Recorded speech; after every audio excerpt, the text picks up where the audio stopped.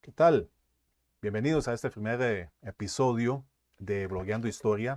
Hoy vamos a conversar sobre la historia de Napoleón, bueno, hoy y por los siguientes 23 episodios.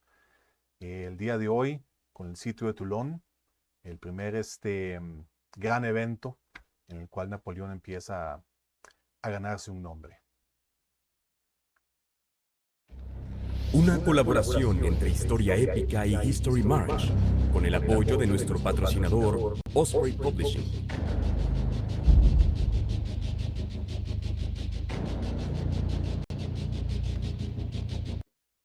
Precisamente lo que les comentaba, Napoleón, su bagaje, obviamente él había nacido en Córcega, era miembro de una familia baja noble, y por ser corso no era tan bien aceptado en la sociedad francesa de ese momento, y le costó bastante hacerse campo en el ejército francés, y fue justamente con Toulon, fue ahí donde empezó a hacerse un nombre.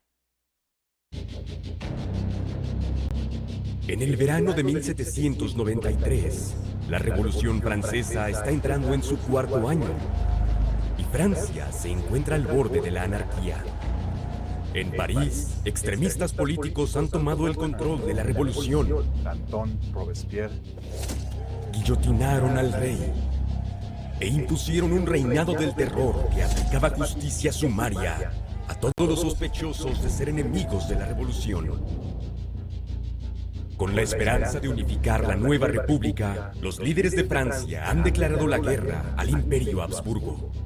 Pero el conflicto se expande y pronto Francia enfrenta la fuerza combinada de las principales potencias de Europa, decididas a aplastar su peligroso experimento político.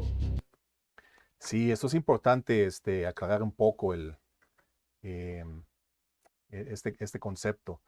Lo que pasa es que, bueno, el rey Luis XVI constantemente ha ido perdiendo poder.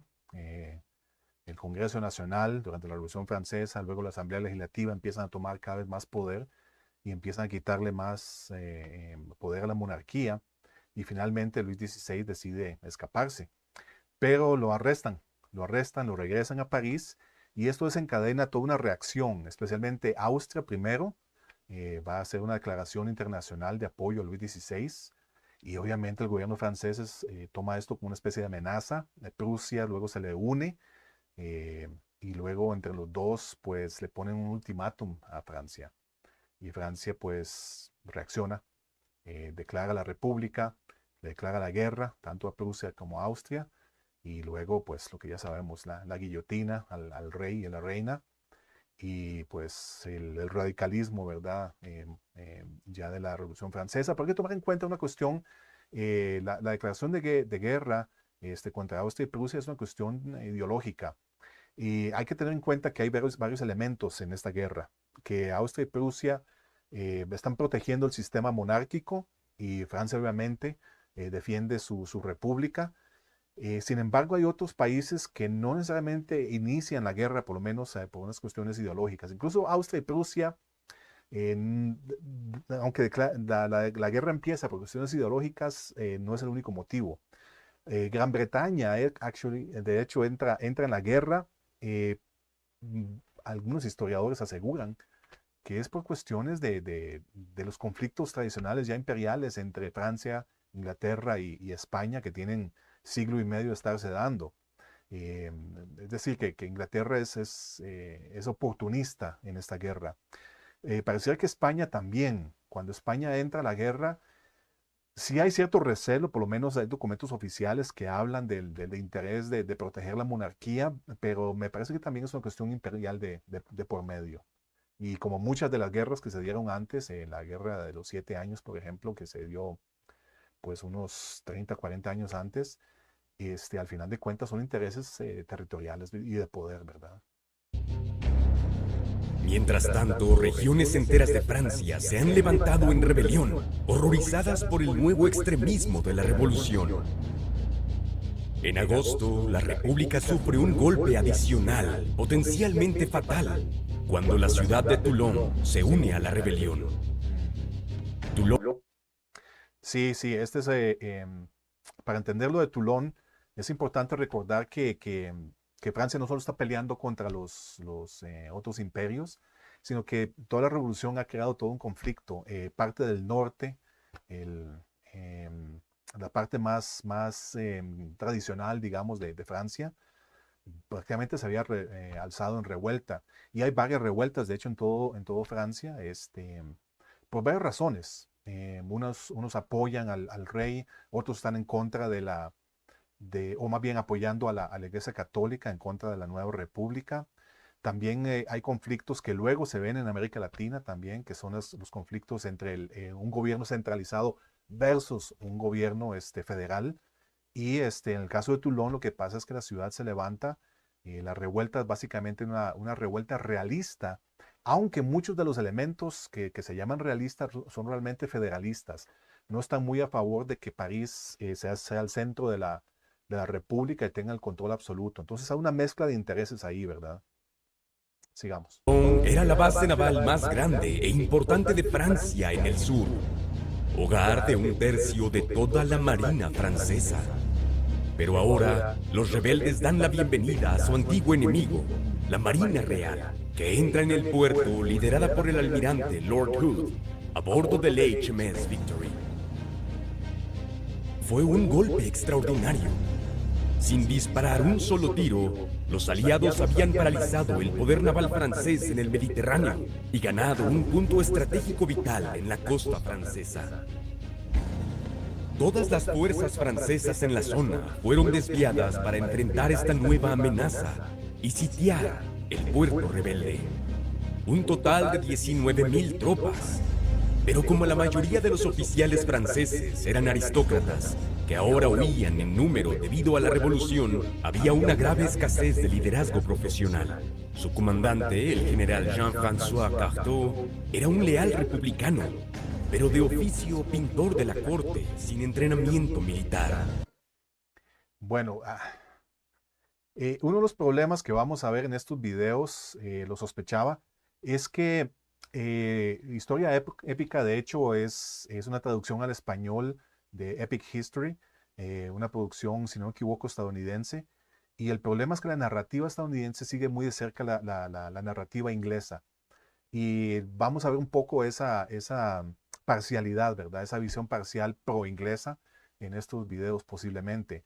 Y esta es una. De hecho, curiosamente, hablan de aliados después de hablar de la toma de Toulon por los ingleses, cuando en realidad los primeros en llegar fueron españoles.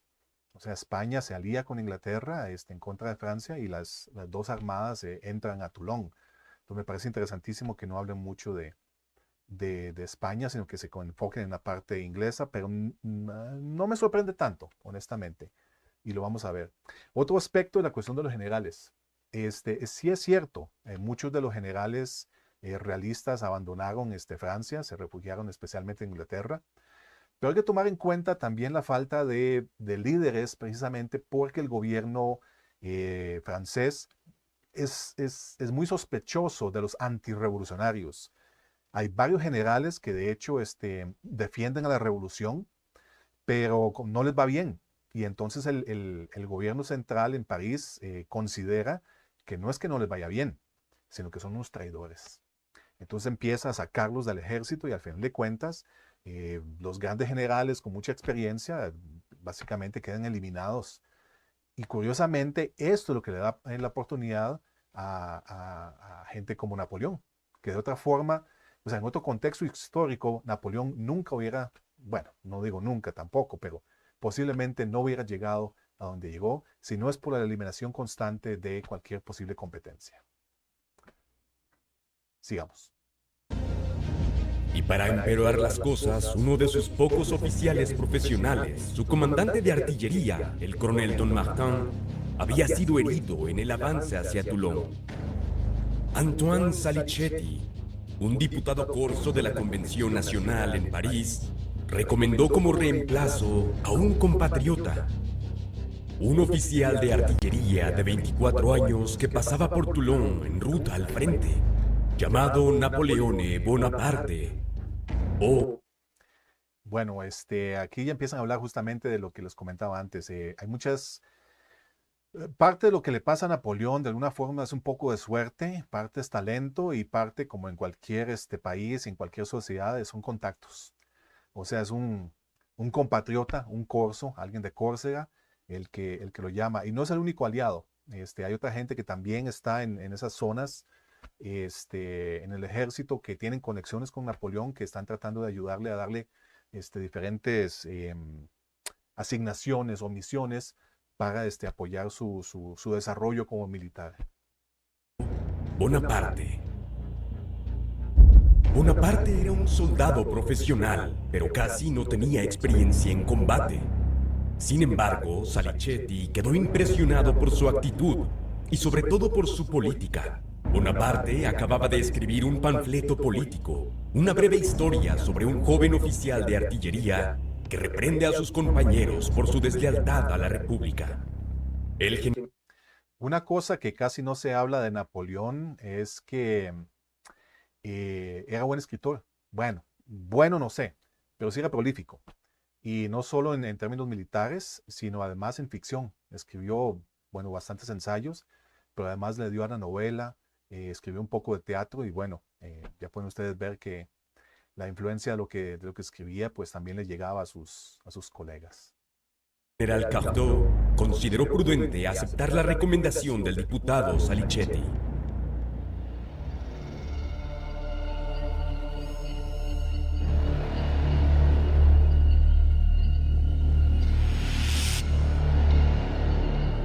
El gran puerto de Toulon estaba bien defendido por murallas y una docena de fuertes y reductos externos. Estaba ocupado por 2.000 soldados y marinos británicos, 6.000 tropas españolas, 6.000 napolitanos y 800 sardos. La artillería sería la clave para superar estas formidables defensas. Pero cuando Bonaparte asume el mando de la artillería el 16 de septiembre, se encuentra con pocos cañones, insuficientes hombres y una escasez de pólvora y munición. Hay un aspecto interesante de Napoleón y que vale la pena mencionar. Él era oficial de artillería y ese era su fuerte. Y es posible que eso le haya ayudado justamente porque había obviamente muchos expertos en infantería y caballería, pero la artillería no se había desarrollado tantísimo como sí sería después. Y pues definitivamente Napoleón eh, pues introdujo una nueva serie de- de- de ideas, de estrategias, de tácticas relacionadas con la artillería que revolucionarían el sistema militar en esa época. Con energía y determinación implacables, Bonaparte transforma la situación. Requisa cañones sin usar, entrenó a infantes para manejarlos, estableció una nueva forja y taller y organizó el transporte desde Marsella de 100.000 sacos de arena para construir nuevas baterías. A través del trabajo arduo, logró reunir una fuerza de 64 oficiales y 1.500 hombres, manejando 100 cañones, obuses y morteros. En pocos días, Bonaparte estableció dos nuevas baterías avanzadas, con buenos nombres revolucionarios, La Montagne y Sans-Culottes, que pusieron el puerto interior de Toulon al alcance y obligaron al almirante Hood a acercar sus barcos al puerto. Bonaparte también ideó un plan, uno que permitiría a los franceses superar la mayoría de las defensas de Toulon y asegurar la victoria rápida que la República desesperadamente necesitaba. Bonaparte argumentó que si se capturaba el fuerte Le Guillet, que dominaba el puerto, podría llenarlo de cañones y bombardear a la flota británica y a la española ahí ancladas. El almirante Hood se vería obligado a abandonar el puerto y llevarse consigo a los soldados aliados de los que Toulon dependía para su defensa. Como podemos ver, Napoleón tenía ciertas ideas bastante claras. El posicionamiento de cañones primero, para forzar al enemigo a moverse y luego, aprovechando que ya los tiene en cierta posición, empezar a rodearlos para forzar a abandonar su posición de ventaja. El general Cartaux reconoció los méritos del plan de Bonaparte y el 22 de septiembre las fuerzas francesas atacaron Montcalm. Pero para desesperación de Bonaparte, mientras él había propuesto un ataque con 3.000 hombres, el indeciso Cartaux solo comprometió a 400. No solo el ataque fue fácilmente repelido, sino que alertó a los aliados del peligro. En 48 horas, reforzaron Montcalm con miles de tropas adicionales y construyeron un nuevo fuerte, llamado Fuerte Mulcahy, armado con 20 cañones. La posición era ahora tan fuerte que los franceses la apodaron Pequeño Gibraltar.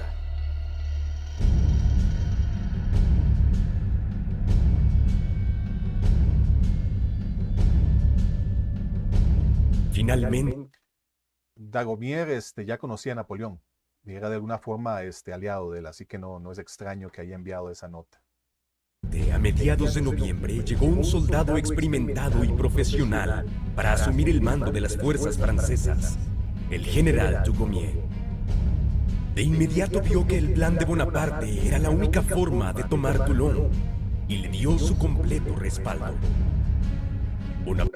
Perdón, hay que tomar en cuenta que Dugommier también ya era bastante reconocido. O sea, lo que hubiera dicho Dugommier iba a ser tomado en cuenta. Él había sido uno de los héroes de la batalla de Valmy en 1792, que básicamente forzó a austriacos y prusianos a retirarse de Francia. Por cierto, una batalla en la cual Francisco de Miranda, el venezolano, también participó bajo Dugommier. Bonaparte, ascendido a mayor, se puso manos a la obra, supervisando la construcción de varias baterías adicionales en preparación para el asalto decisivo. Una batería avanzada estaba tan expuesta al fuego enemigo que los hombres se negaron a ir. Entonces Bonaparte la renombró como la Batterie des Sans-Peur, la batería de los hombres sin miedo. Y entonces no faltaron voluntarios. Fue una muestra temprana del genio de Napoleón para inspirar a sus soldados. Una habilidad que les sería muy útil en los años venideros. Habría que ver qué tanto de esto obviamente ha sido escrito después, ha sido mito, pero en general se considera que Napoleón tenía una conexión muy fuerte, muy buena con los soldados, como que sabía leerles el espíritu y motivarlos muy bien.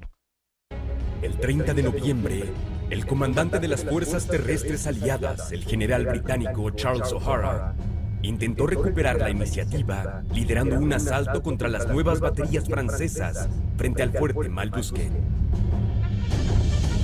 Al principio, el ataque fue exitoso. Las baterías fueron tomadas y los cañones franceses inutilizados. Pero un contraataque con fuerzas mucho mayores, liderado en persona por el general Dugommier y el mayor Bonaparte, hizo retroceder a los aliados. No sé si el video lo hace a propósito, pero es interesante cómo lo muestra que el tipo de estrategia usada por los franceses para repeler el ataque es un envolvimiento. Es decir, no solo es un grupo de soldados enfrentando a otros, sino que hay un grupo de estas unidades francesas que toman los lados y empiezan a empujar en los flancos. Y eso es un problema porque una vez que sea rodeado el ejército, básicamente va a ser destruido, lo que obliga obviamente a los ingleses a retroceder para que eso no suceda. Pero obviamente es el flanquear el que hace que los ingleses pues retrocedan, se dan cuenta del peligro. De nuevo, no sé si es simplemente ilustración o si están reflejando lo que realmente pasó.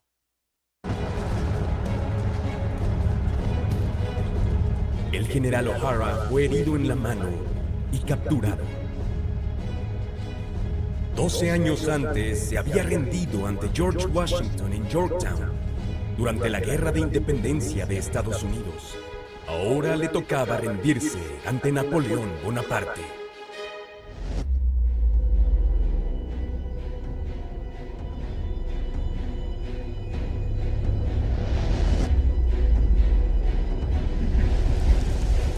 la madrugada del 18 de diciembre, bajo un viento huracanado y una lluvia torrencial, los franceses lanzaron un asalto masivo contra el fuerte Mulcahy. Las condiciones húmedas inutilizaron los mosquetes, que solo servían como garrotes o bayonetas. Bonaparte lideró en persona la segunda oleada. En medio de un feroz combate cuerpo a cuerpo, su caballo fue abatido y un sargento británico lo hirió con una bayoneta en el muslo. Una herida que estuvo a centímetros de terminar con su vida y cambiar el curso de la historia. Y cambiarlo en muchas formas, es cierto. De hecho, fue unas poquísimas veces en las que Napoleón fue herido y fue bastante serio. Finalmente, la guarnición aliada fue superada y Mulcahy cayó en manos francesas. El fuerte Le Guillet y la torre de Balaquier también fueron tomados rápidamente por los franceses. Para la tarde siguiente, los franceses habían instalado 10 cañones pesados en Le Guillet, colocando a los barcos aliados al alcance. El almirante Hood no podía exponer sus valiosos barcos de línea a semejante amenaza. No tuvo otra opción que ordenar una evacuación inmediata de la flota y la guarnición de Toulon. Pequeños equipos españoles y británicos se apresuraron a destruir todos los barcos y almacenes navales franceses que no pudieron llevarse. Pero en medio del caos de la retirada, 18 barcos de línea quedaron en manos francesas. Una oportunidad que perdieron. Muchos ciudadanos franceses de Toulon estaban desesperados por escapar a bordo de los barcos aliados, sabiendo que los republicanos infligirían terribles represalias en la ciudad. Barcos británicos y españoles lograron evacuar a unos 14,000 en total, pero decenas se ahogaron en escenas caóticas y desesperadas. Otros quedaron atrás para enfrentar la ira de la revolución. Detalle importante, me gusta que este pequeño documental haya mencionado eso, porque en especial cuando se habla de Napoleón, bueno, y de guerra en general, como que nos concentramos demasiado en las batallas, en las estrategias y se nos olvidan varios aspectos, en especial el humano, ¿verdad? Vamos a ver si en los otros episodios también mencionan otros aspectos interesantes de la guerra, aspectos culturales, sociales, económicos, etcétera. Pero me gusta que hayan no solo enfatizado la parte netamente militar, sino que se preocupen por lo político y además por lo personal y por lo humano. Las tropas republicanas entraron a la ciudad en la mañana siguiente y las ejecuciones de fusilamiento comenzaron de inmediato. Durante las siguientes 2 semanas, unas 200 personas fueron ejecutadas al día. Más tarde, la propaganda aliada culpó a Bonaparte de estas atrocidades, pero no hay evidencia de que estuviera directamente involucrada.